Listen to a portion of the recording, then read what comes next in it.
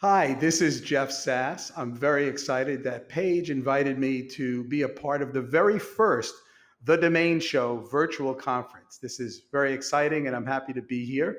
I'm going to talk to you about five different topics that are interrelated and you'll see how they come together. And I'll speak a little bit about each of them and hopefully you'll glean some good marketing tips and insights for now and tomorrow. So, this is called the new normal. And I'm going to talk a little bit about how everyone is online all the time now and what changes that might mean for the domain industry. I'll talk a little bit about Zoom, our addiction to Zoom, and whether Zoom is a doom or a boom. Uh, I'll talk a little bit about the Supreme Court ruling about booking.com. They still use that booking.yeah commercial. It's so stupid. And yeah, it's not an extension. Why are they doing that? Anyway, I'll talk a little bit about that. I'll also talk about a category killer story about a category killer domain that, believe it or not, is not a .club domain, but it's a domain we're involved with. And then I'll talk a little bit about how you can use storytelling to sell your domains. So that's what I'm here for. So let me dive right in. Welcome to the new normal.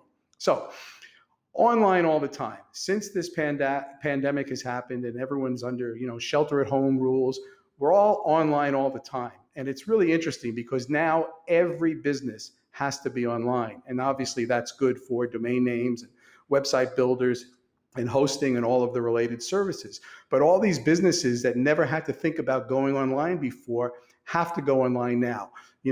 We think about this thing, it used to be a digital divide where there were companies that were digital and companies that weren't digital, and there was that great divide between them. But now that digital divide is more like a digital collide where every business has to figure out how can they take their business online, right? How can they do things online? And I'll tell you two personal stories just to demonstrate this. So my fiance, Sue, who some of you have met at various domain industry events, she's a therapist. She's had a private practice for 20 years. And in 20 years, she never had a website. She never had internet in her office. And she actually believed that she couldn't, as a therapist, give her patients the treatment they deserved online or through video or in some kind of digital format. She felt that she had to see them in person.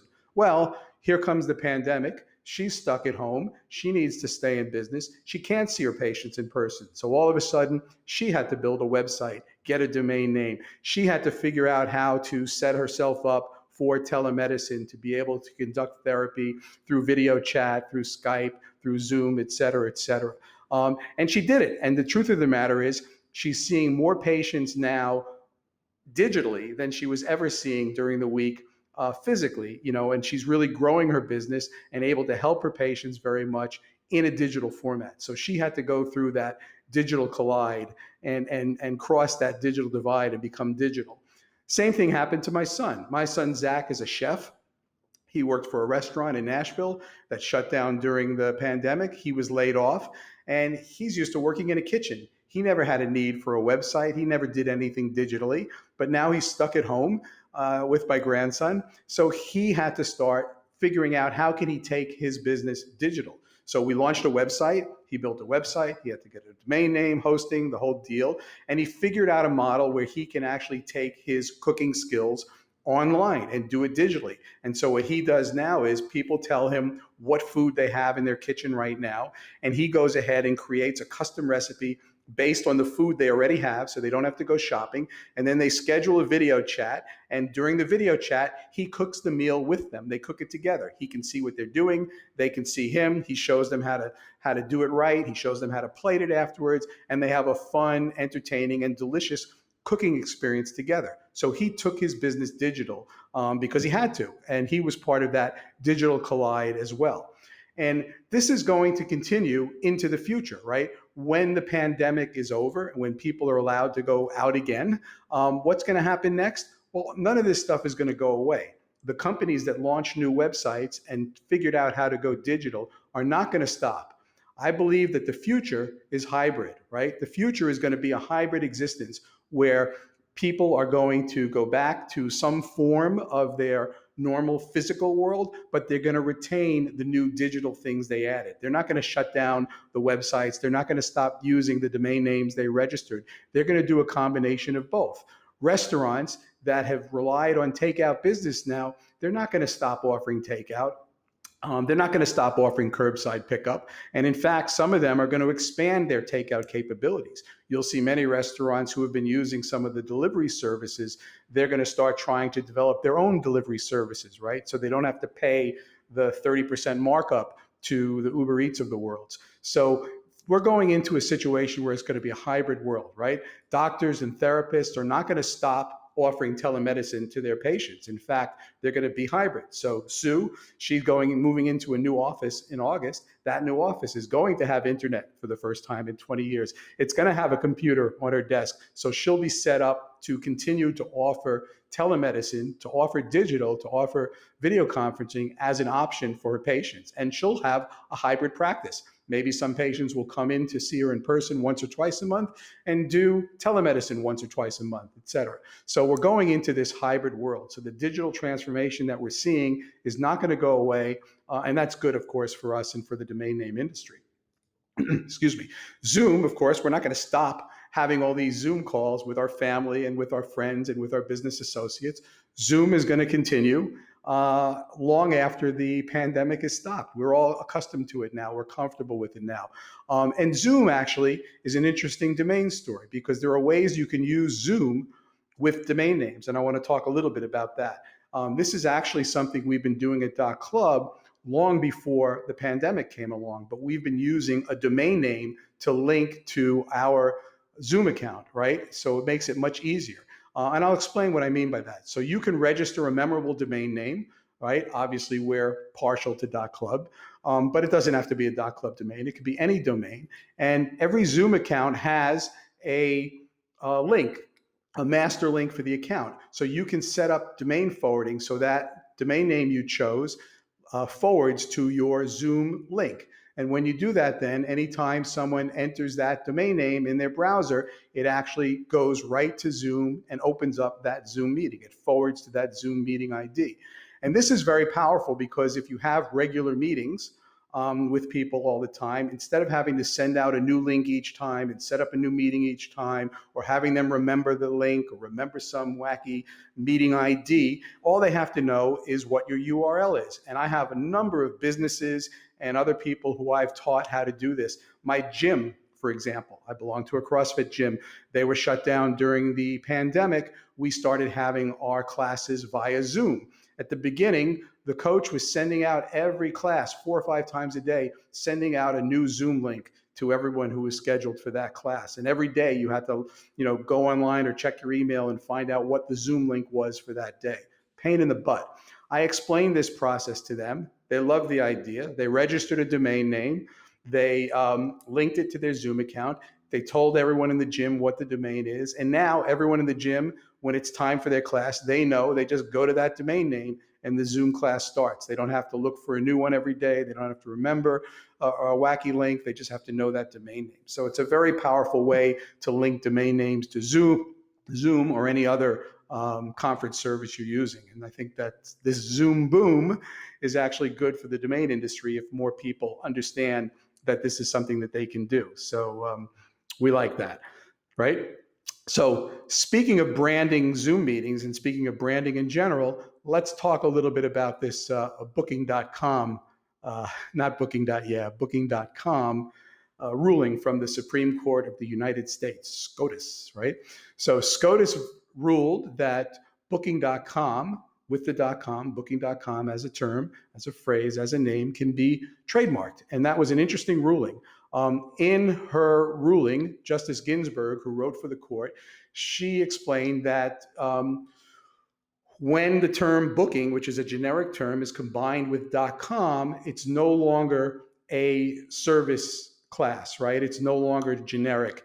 Booking.com together represents a specific company, not the generic term, and therefore it can be trademarked. And that's a significant thing for domains and businesses that use their domain name as their brand. What was very interesting about the ruling too is that even in the dissenting ruling, Justice Breyer, who did not agree with the court, said that even though he disagreed about the ruling with regard to .com, he actually felt that the principles discussed would apply and could apply to the new domain extensions. And he even mentioned .guru, .club, or .vip because these extensions convey a feature, quality, or characteristic of the website. They add meaning and context. So we thought that was very interesting to, number one, see .club mentioned by the Supreme Court, but number two, to see that they agree that these new extensions can add meaning and context to a domain, and that adds value to it. So the court really made two distinct points that are important to the domain industry. One is that domains that add meaning won't be looked at as the generic term alone. So tennis.net will not be looked at as just tennis, the generic term, but will be looked at as a whole as tennis.net, so it could be trademarked, and that's valuable. And that generic terms with a domain extension won't necessarily be perceived as a generic class of goods if it represents a specific business. So this is a great opportunity for businesses and brands that use their domain names as their brand. That's something that used to be very popular. Then it lost favor for a while, and now we see it coming back. We see a lot of companies like Booking.com use their domain name as their brand name. We have companies like Coffee.club and Gear.club and others that are using their domain as their brand, and now they have a good chance of being able to trademark that name and brand, which is very valuable. So we think this is a really powerful decision, especially for businesses that want to use a keyword or category killer domain as their brand name, because now that generic term, that keyword, category killer, can be trademarked if it meets the right circumstances. So that's very good news, we think, for the domain industry and for brands using category killer domains. Speaking of category killer domains, I want to tell a little story about one in particular. This is a category killer domain in the pet space. I want to tell a little story about how the company treatadog.com transitioned to a great three-word keyword domain, paw.com. And this is a possum brand name, and it's actually something that the .club team was involved with, and I'll tell you that story right now. So as some of you may know, we operate a startup incubator aptly called startups.club here in Fort Lauderdale, Florida. Actually, I'm the only person here in the startups.club office today because I thought the background here was more interesting than my background at home.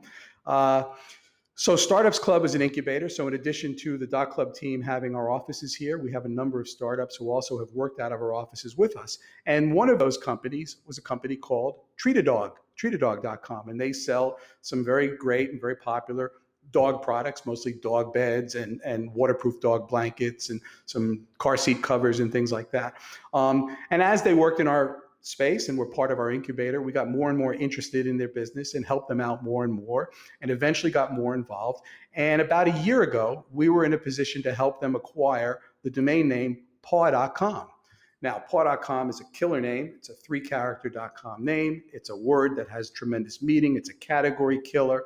The domain had never been used before, so there's no history behind it. It was being held by someone who had hoped to start a business with it and then never did.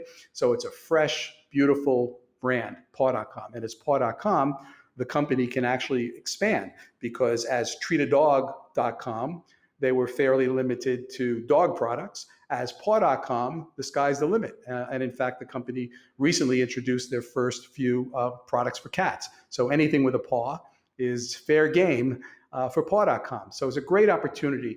And I want to talk a little bit about how we transitioned from Treatadog to paw.com, because many of you, either yourselves or for clients that you sell a great domain name to, may have to go through this process of rebranding something with a new domain name.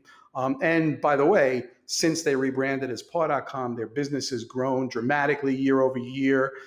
Tremendous PR we've been able to achieve as paw.com that likely never would have happened as treatadog.com. You know, the power of that brand and the authority of that strong keyword category killer domain name brings to the table is really palpable for the business. So that's really exciting. So how did we do the transition? I'll tell you the story of how we switched over from Treatadog to paw.com, because you may want to follow the same process if you ever have to go through a rebrand. So how do we go through this process? The first thing we did was we redirected paw.com to treatadog.com. We didn't make any changes to the existing Treatadog website except for one. We replaced all the logos with a temporary logo that said paw.com, formerly Treatadog. And we put that logo up and we kept that in place for about 6 weeks, while behind the scenes we started working on our brand new paw.com website.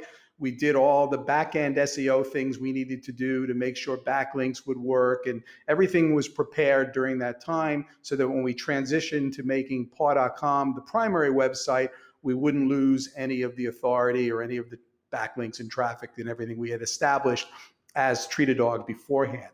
So we did that for about 6 weeks, and then we basically reversed the process. We had Treatadog.com, redirect to paw.com, and paw.com became the primary web address. And at that point, we launched the brand new website for paw.com, and the Treatadog brand pretty much disappeared. And it all went very smoothly, and that's kind of a process that we recommend you follow if you have to rebrand a company. Is do it in stages so that your customers understand, have that transition period so it's not a surprise when the brand finally changes. So speaking of branding and storytelling, the final thing I want to talk about real quick is how you can use storytelling to sell your high value domain names, right? One of the things that we think is really important is to treat your domain name as a brand, sell it as a brand, especially high value names. So you want to sell that with a story. As most of you know, especially the marketers out there, storytelling is really the best marketing. All good marketing revolves around good storytelling. And it's no different when you're trying to sell a high value domain name. You want to think of that domain name as a brand. You want to think, what is its personality? You want to have the vision and the value, the positioning. What are the attributes and benefits of that brand, of that domain name as a brand for the buyer? And when you're talking to a buyer, you want to share that vision. You want them to see that name not just as a URL, not just as something that might be good with SEO, but you want them to see that as a brand, as something that's really going to change their life and change their business. You want to tell them a story about that name that in the end is going to make them feel like once they switch that name, they're going to be a hero, right? Their business is going to turn around. Their business is going to grow. That domain name is going to make them a hero. That's the story you want to tell. You want to really build that vision and use that vision to sell that domain name. And all of a sudden, that high value is going to be recognized because they're going to relate to the story behind the domain name, not just, the technical domain name itself. So sell with a story. We think that's always powerful. So with no story, no sale. You hear a lot of people say that. It's really true. You're going to hook the sale by telling a great story. And that applies to selling a high value domain name as much as it might apply to any other product. So I recommend sell with a story. So that's my story, and I'm going to stick with it. So what's your story? I hope that you found some value in some of these tips I gave today. And it's been a pleasure to speak with you here at the very first The Domain Show virtual conference. Thanks to Paige for having us all together, and have a great day. Stay safe and stay healthy.